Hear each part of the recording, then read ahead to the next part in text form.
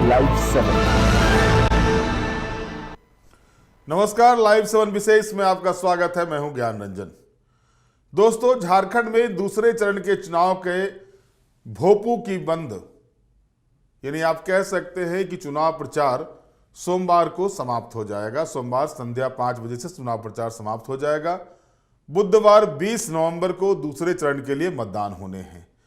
और इस बीच अगर आप देखेंगे तो इस चरण में जो 38 सीटों पर चुनाव होने हैं उसमें संथाल परगना प्रमंडल की 18 सीटें, उत्तरी छोटा नागपुर प्रमंडल की अधिकांश सीटें हैं और कुछ दक्षिणी छोटा नागपुर प्रमंडल की भी सीटें हैं। इसमें अगर पूरे आंकड़े को आप देखते हैं तो इस जो दूसरे चरण के चुनाव हैं उसमें भी अगर 2019 के परिणाम को देखते हैं तो इंडिया गठबंधन के पास सीटें ज्यादा हैं।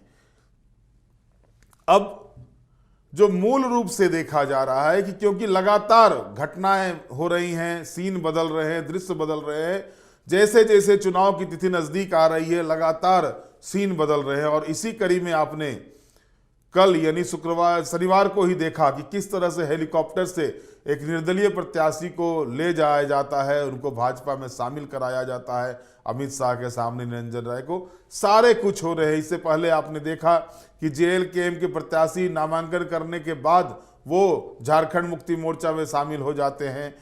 एक नहीं दो प्रत्याशी शामिल हो जाते हैं, एक दीपावली के दिन और एक छठ पूजा के दिन। तो ये सारे कुछ लगातार झारखंड की राजनीति में देखने को मिल रहे हैं। लेकिन इस बीच जो समीकरण बन रहे हैं, बिगड़ रहे हैं, उसमें टाइगर जयराम के लिए घंटी बजा दी है।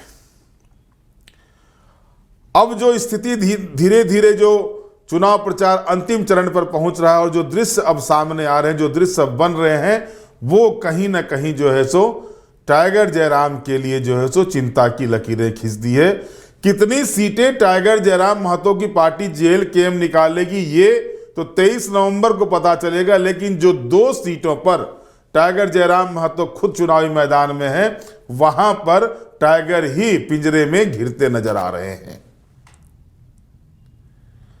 और स्थिति ये बन रही है कि क्या वो सीट निकाल पाएंगे या नहीं निकाल पाएंगे, इससे इस पर संशय का बादल छा गया है।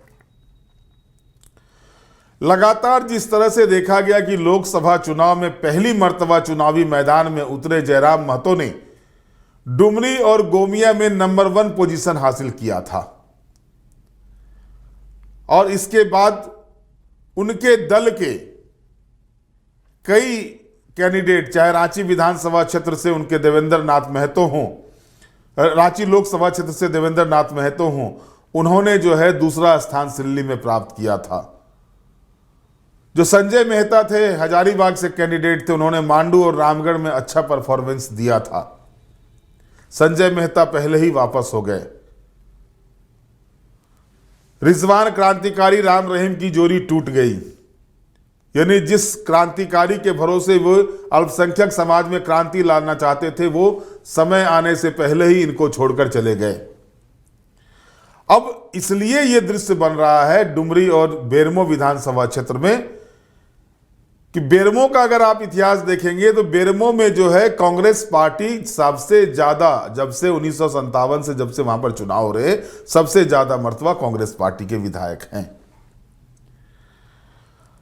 राजेंद्र बाबू जो है वो 1985 से लेकर 2000 तक लगातार प्रतिनिधित्व किए बेरमो विधानसभा क्षेत्र का।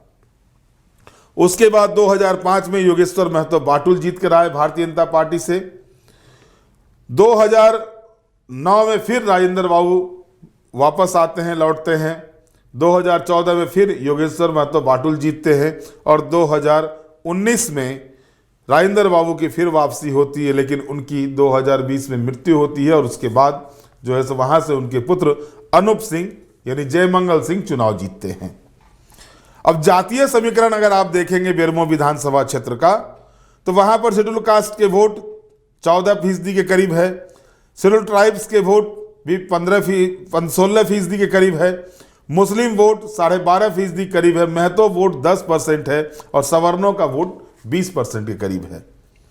अब यहां पर अगर आप आकलन करते हैं तो जाहिर तौर पर सवर्णों का वोट भाजपा, और चूंकि दोनों ही सवर्ण कैंडिडेट हैं, अनूप सिंह और रविंदर पांडे दोनों ही सवर्ण जाति से आते हैं, तो इसके बीच ये सीटें बटेगी, वोट बटेंगे।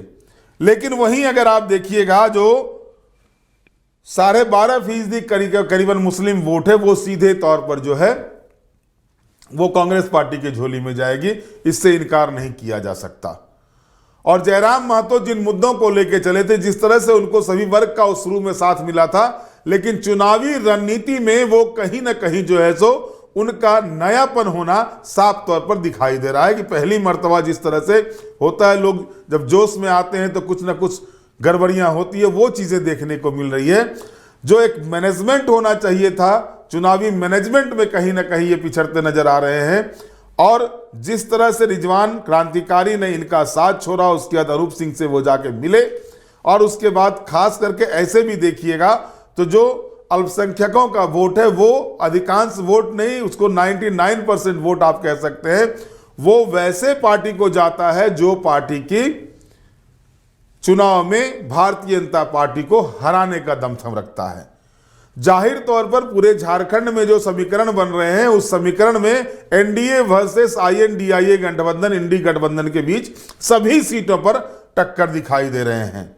और इस बीच में जयराम महतो आधे दर्जन से ज्यादा सीटों पर त्रिकोण बना रहे थे और अपनी ही सीट पर आके फंस जाते हैं। और उसके पीछे की वजह यह है कि आकलन नहीं कर पाए जयराम महतो। उनको लगा कि 35-40 हजार वोट से उन्होंने लीड लिया था डुमरी विधानसभा क्षेत्र से लोकसभा चुनाव में, तो डुमरी उनके लिए सबसे सेफेस्ट सीट हो जाएगी।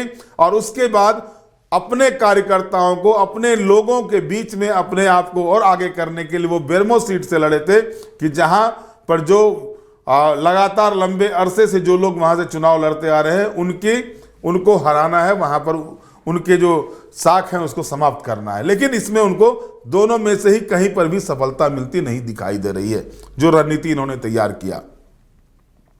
सबसे बड़ी बात है, जो मेन रणनीतिकार थे जयराम महतो के, मोतीलाल महतो, उनको उन्होंने टुंडी भेज दिया है चुनाव लड़ने के लिए। अब जयराम महतो के साथ दिक्कत यह हो रही है कि वो सबसे बड़े स्टार प्रचारक हैं जेएलकेएम के। उनको हर सीट पर, हर विधानसभा क्षेत्र में जाना पड़ता है। अब वो अपने जहां से चुनाव लड़ रहे हैं वहां पर उतना समय नहीं दे पा रहे हैं जितना कि इनके प्रतिद्वंदी कैंडिडेट अपने विधानसभा क्षेत्रों में समय दे पा रहे हैं। ये एक बड़ी समस्या इनके सामने खड़ी हो रही है। दूसरी तरफ अगर आप देखेंगे तो बेरमो में जो जातीय वोट है 10% महतो वोट है। ट्राइबल का वोट, अधिकांश वोट इंडिया गठबंधन के फेवर में जाएगा, ये सभी लोग जान रहे हैं। और ट्राइबल वोट को कैसे अपनी ओर आकर्षित किया जाता है, ये मजे हुए जो नेता होते हैं या मजी हुई जो पार्टी होती है वो जानती है। उसमें भी कहीं ना कहीं कमजोर नजर आ रहे हैं जयराम महतो। तो ऐसी स्थिति में जो दृश्य बन रहा है, बेरमो में तो वे शुरू से ही फंसे हुए थे, लेकिन अब डुमरी में भी वो फंसते नजर आ रहे हैं, क्योंकि डुमरी का जो समीकरण बताता है वो समीकरण है 20.5% मुस्लिम मतदाता हैं वहां पर। एसटी के मतदाता 10.68% है और एससी के मतदाता 11% हैं। एसटी और मुस्लिम मतदाता जो है वो सीधे तौर पर जो है सो उनका लगातार समर्थन मिलता रहा है जगन्नाथ महतो को और उनके बाद उनकी पत्नी बेबी देवी को। महतो मतदाता जो 30% है, तीनों जो कैंडिडेट हैं यहां पर, तीनों ही कैंडिडेट, चाहे वो बेबी देवी हो, यशोदा देवी हो आजसू की, जेएमएम की बेबी देवी हो, या जेएलकेएम से जयराम महतो हो, तीनों ही इसी जात से आते हैं। अब कौन कुर्मी जाति पर अपना सबसे ज्यादा साख कायम कर पाता है, सबसे ज्यादा जो है सो कुर्मी जाति को कौन आकर्षित कर पाता है, यह देखने वाली बात होगी। और अगर आप रिजल्ट देखेंगे, परिणाम देखेंगे, तो 2023 के जो उपचुनाव हुए जगन्नाथ महतो के निधन के बाद, जब उनकी पत्नी बेबी देवी खड़ी हुई, तो उनको 1,03,317 वोट आए हुए थे। और यशोदा देवी आजसू और बीजेपी दोनों के कंबाइंड एनडीए प्रत्याशी थी, आजसू के टिकट पर लड़ी थी। 83,164 वोट आया था, 17,153 वोट से यशोदा देवी चुनाव हार गई थी। 2019 में अगर आप देखेंगे, जगन्नाथ महतो को 71,128 वोट आए थे और 2019 में आजसू और बीजेपी अलग अलग चुनाव लड़ी थी। तो उस समय यशोदा देवी को 36,040 वोट आए थे और प्रदीप कुमार साहू जो बीजेपी से थे उनको 36,013 वोट आए थे। अब इसमें आप देखिएगा 34,288 वोट से जो है वो जगन्नाथ महतो, स्वर्गीय जगन्नाथ महतो चुनाव जीत जाते हैं। अब इस स्थिति में अगर आप जोड़ेंगे तो आजसू और बीजेपी के वोट को जोड़ते हैं तो 36 दूनी 72 होता है और 71,000 वोट आया हुआ था स्वर्गीय जगन्नाथ महतो को। लेकिन ये आकलन 2023 के चुनाव के पहले का था। 2023 के चुनाव में जब भाजपा और आजसू दोनों मिलकर लड़ती है तो 17,153 वोट से बेबी देवी चुनाव जीत जाती हैं। 2014 में जगन्नाथ महतो को आता था 77,984 वोट आया था और लालचंद महतो बीजेपी से थे, उनको 45,503 वोट आए थे, यानी 32,481 वोट से लालचंद महतो चुनाव हार गए थे। 2009 में जगन्नाथ महतो को 33,960 वोट आया था और दामोदर महतो जो जदयू के थे उनको 20,292 वोट आया था। 13,668 वोट से दामोदर महतो चुनाव हार गए थे। 2005 में देखेंगे आप जगन्नाथ महतो को 41,784 वोट आया था और उस समय आरजेडी से लालचंद महतो लड़े थे, उनको 23,774 वोट आया था। 18,010 वोट से चुनाव लालचंद महतो हारे थे। लेकिन 2000 में लालचंद महतो चुनाव जीते थे, वो जदयू से थे, 28,087 वोट आया था और जगन्नाथ महतो दूसरे नंबर पर थे जबकि वो समता पार्टी से, जो बाद में जदयू और समता पार्टी एक हो गई थी। तो जगन्नाथ महतो को 21,362 वोट आए थे और 6,725 वोट से लालचंद महतो चुनाव हार गए थे। अब स्थिति ये बन रही है कि कुर्मी बहुल इलाके में जो एक तरह से चल रहा था कि आखिरकार जयराम महतो क्या करेंगे, जयराम महतो फैक्टर काफी जोरों पर चल रहा था और जयराम महतो फैक्टर दिख भी रहा था। लेकिन जैसे जैसे चुनाव की तिथि नजदीक आ रही है पूरा का पूरा समीकरण जो है सो वो आकर के मिलता हुआ दिख रहा है कि हर सीट पर, लगभग सभी सीटों पर सीधा मुकाबला एनडीए वर्सेस इंडी गठबंधन हो रहा है। एनडीए में भाजपा, आजसू, जदयू और लोजपा है, तो वहीं इंडी गठबंधन में कांग्रेस, झारखंड मुक्ति मोर्चा, आरजेडी और माले है। और सीधी लड़ाई, लगभग सभी सीटों पर सीधी लड़ाई इंडी गठबंधन वर्सेस इंडिया गठबंधन दिखाई दे रहा है।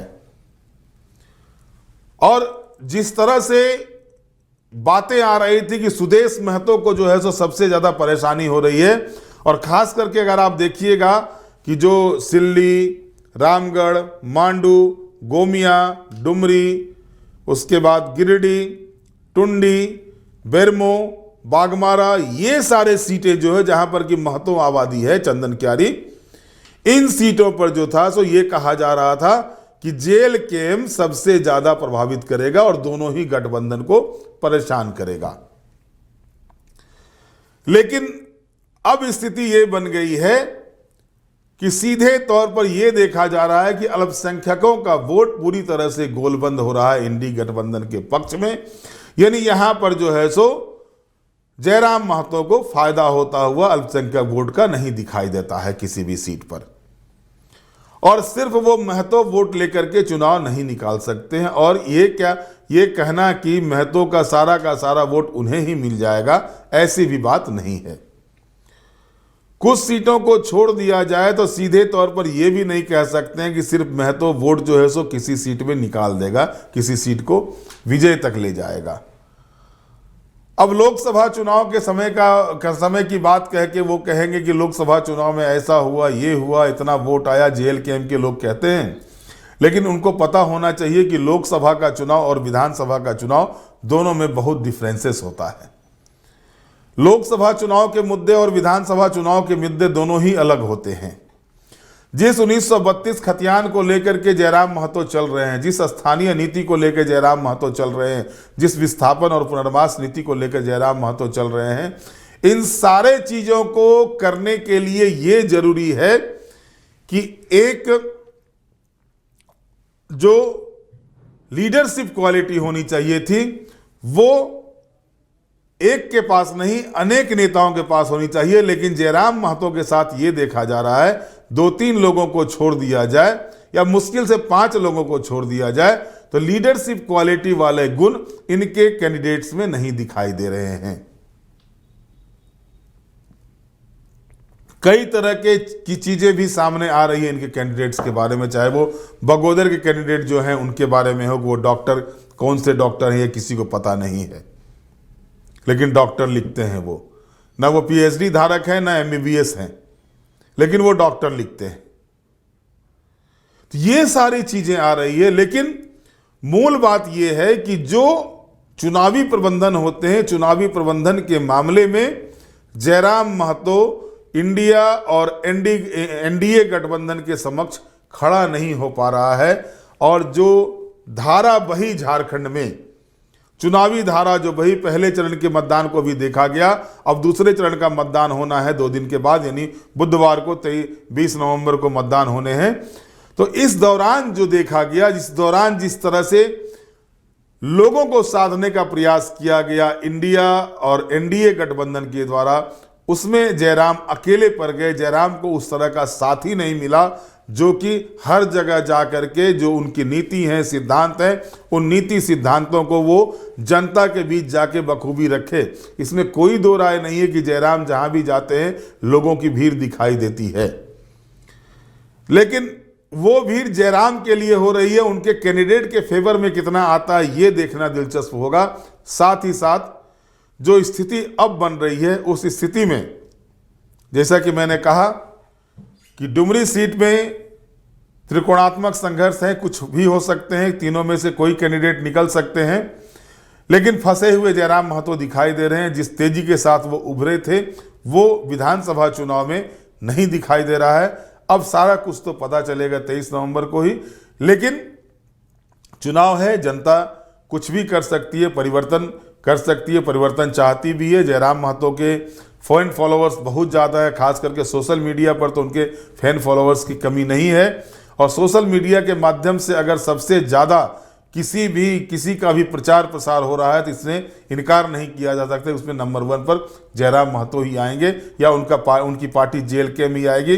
लेकिन इसके बावजूद भी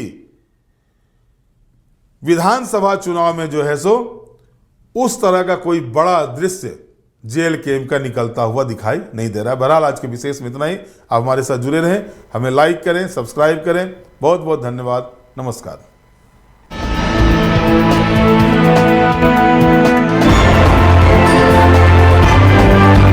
आप देख रहे हैं लाइव 7।